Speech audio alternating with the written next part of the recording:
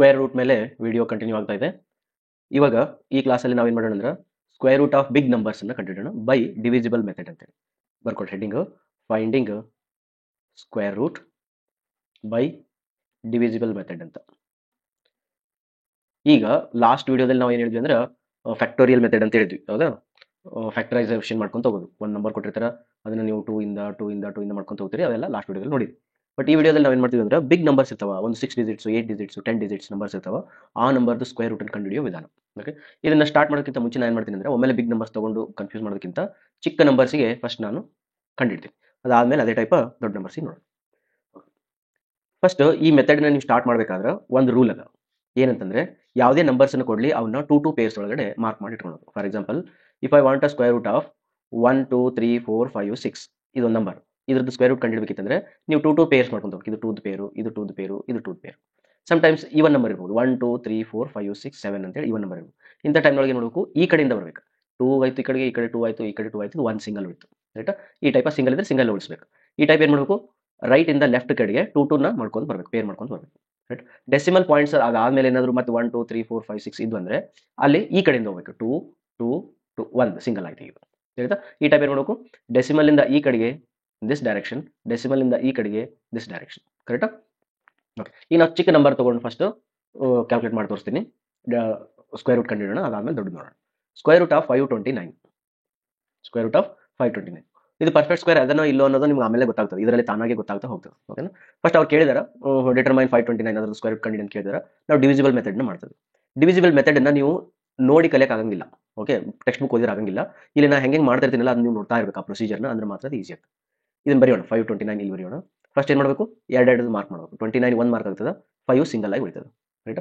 ಇದು ಕೆಳಗಡೆ ಇದನ್ನ ನಾವೀಗ 5 ಬಗ್ಗೆ ಯೋಚನೆ ಮಾಡಬೇಕು. 5ಕ್ಕಿಂತ ಕಡಿಮೆ ಇರತಕ್ಕಂಥ ಸ್ಕ್ವೇರ್ ಅನ್ನು ನೆನ್ಪು ಮಾಡ್ಕೊಡ್ರಿ. 5 ನಂಬರ್ ಅದಂದ್ರೆ ಅದಕ್ಕಿಂತ ಕಡಿಮೆ ಇರತಕ್ಕಂಥ ಸ್ಕ್ವೇರ್ ಅಂದ್ರೆ 4 ಅದ, ಅದಕ್ಕಿಂತ ಕಡಿಮೆ ಅಂದ್ರೆ 1. 1 is a 1 perfect square, 4 is also perfect square. ಇದಾದ್ಮೇಲೆ ಡೈರೆಕ್ಟ್ 9 ಬರ್ತದೆ. ವಿ ಡೋಂಟ್ ವಾಂಟ್ 9, 4ನ ನಾವು ತಗೊಳ್ಬೇಕು. 4 ಅಂದ್ರೆ ಏನು ಅಂತಂದ್ರೆ ಎರಡೇ 2 2s 4 ನಾನು ಇಲ್ಲಿ ಬರಿತೀನಿ. ಫಸ್ಟಿಗೆ ಬರಬೇಕು, ಬರೆದೊಂದು ದೊಡ್ಡ ಲೈನ್ ಹಾಕ್ರಿ, ಇದನ್ನ ಮೈನಸ್ ಮಾಡಿ. 5 4 ಅಂದ್ರೆ 1 ಆಯ್ತು. ಒಂದಾದ ತಕ್ಷಣ ಇವೆರಡು ಸೆಟ್ ಏನಾದ್ರು ಅಷ್ಟೊಂದು ಕೆಳಗಿಳಿಸಿ ಹೋಗ್ಬೇಕು. 29 ಒಂದೊಂದು ಇಳಿಸೋಂಗಿಲ್ಲ, ಟೋಟಲ್ ಬಾರ್ ಏನಿತ್ತಲ್ಲ 29 ಪೂರ ಕೆಳಗಿಳಿಸಿ ಹೋಗ್ಬೇಕು.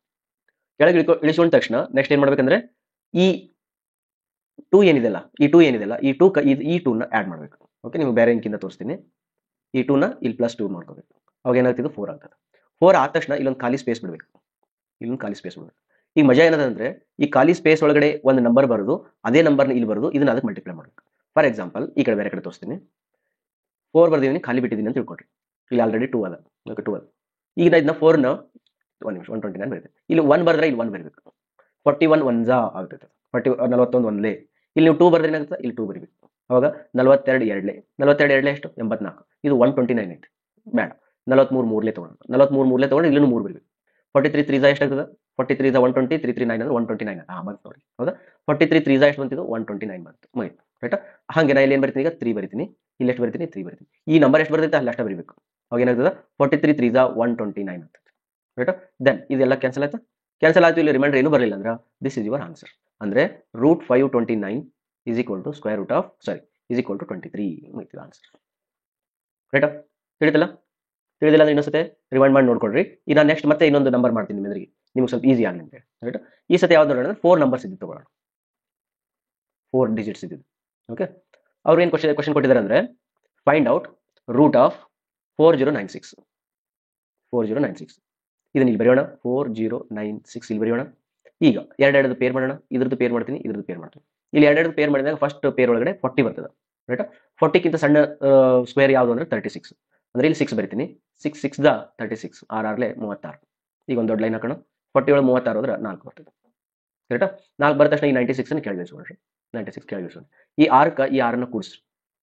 ಓಕೆ, ಈ 6ಕ ಮೇಲೆ ಇರತಕ್ಕಂಥ 6ನ ಕೂಡಿಸಿ ಇದು 12 ಆಗ್ತದೆ.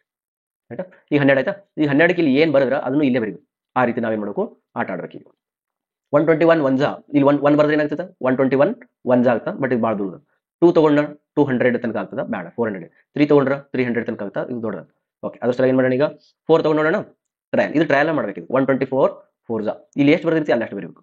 124 4 ಅಂತಂದ್ರೆ 124 ಅಂತಂದ್ರೆ 240, 240 480 ಪ್ಲಸ್ 4 4 16, 480 ಪ್ಲಸ್ 16 496 ಬಂದ್ಬಿಡುತ್ತೆ ಆನ್ಸರ್.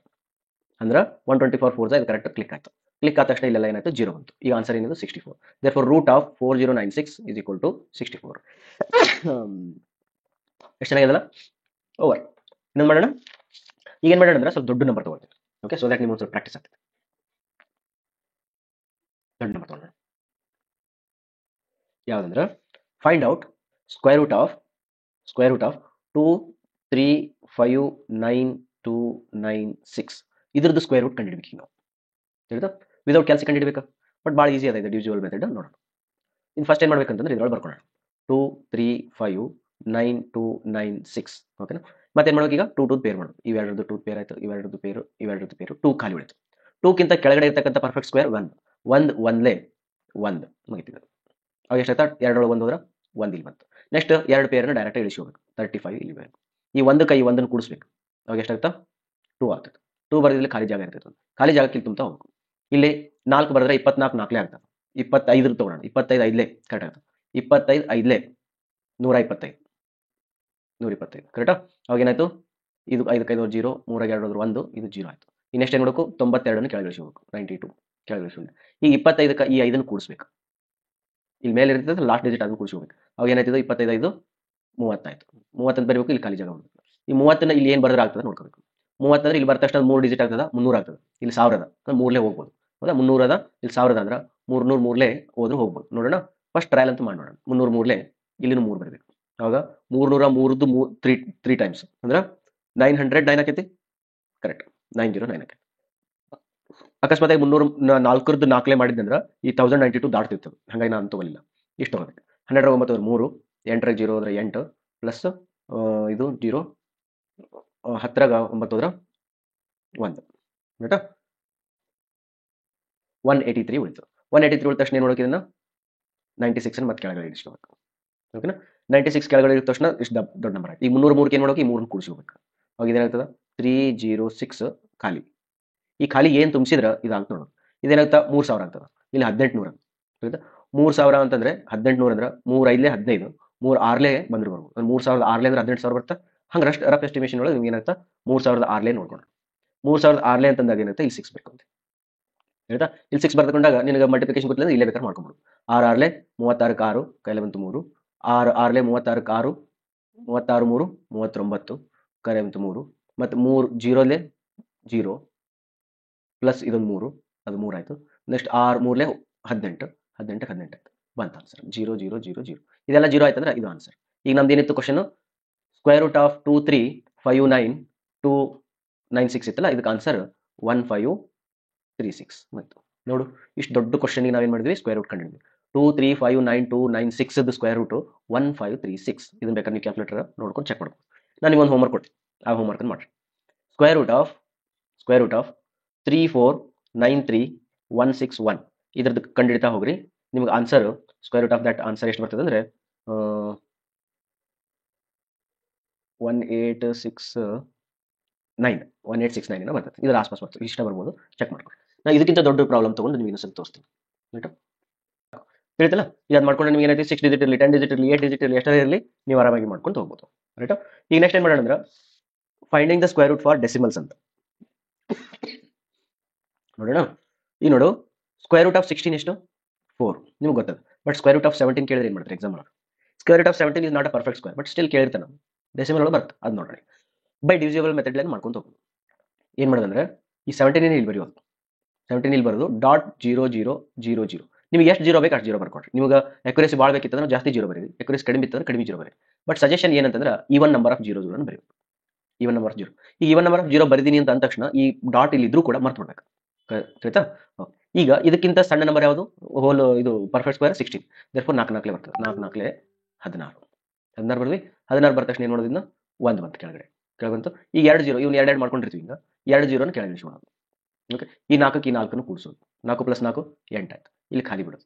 ಖಾಲಿ ಬಿಟ್ಟಾಗ ಏನಾಗ್ತದೆ ಇಲ್ಲಿ 1 ಬರ್ದ್ಬಿಟ್ರೆ ಇಲ್ಲಿ 81 ಆಗ್ತದೆ. ಇಲ್ಲಿ 2 ಬರ್ದಂದ್ರೆ 82 2ಲೇ ಆಗ್ತದೆ ತಪ್ಪಾಗುತ್ತೆ. ದೇರ್ಫೋರ್ 81 1ಲೇ ಆಗ್ತದೆ. ಅವಾಗ ಎಷ್ಟಾಗ್ತಿದ್ದು 81 1ಲೇ 81 ಆಗ್ತದೆ. ಆನ್ಸರ್ ಎಷ್ಟು ಬಂತು 9 10 9 8 1 19 ಬಂತು. ಈ 2 ಡಬಲ್ ಜೀರೋನ ಕೆಳಗೆ ಇಳಿಸಬೇಕು.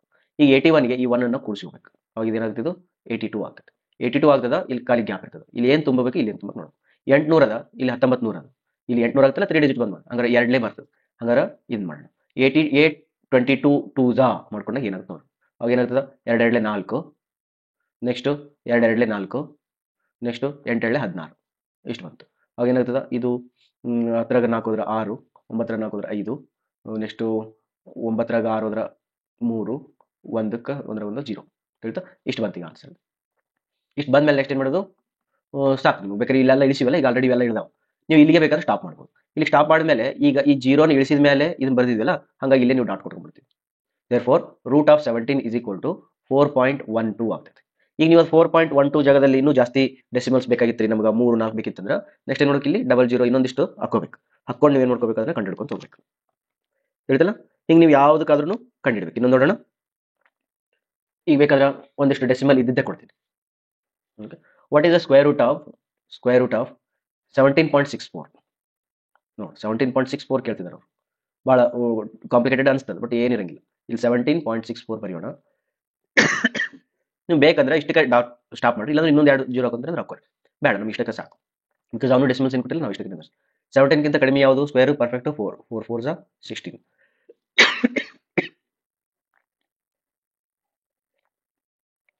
1 ಬಂತು. ಈ 4 ಇಲ್ಲಿ ಬರೆಯೋಣ. 4 4 8 ಆಗ್ತದೆ.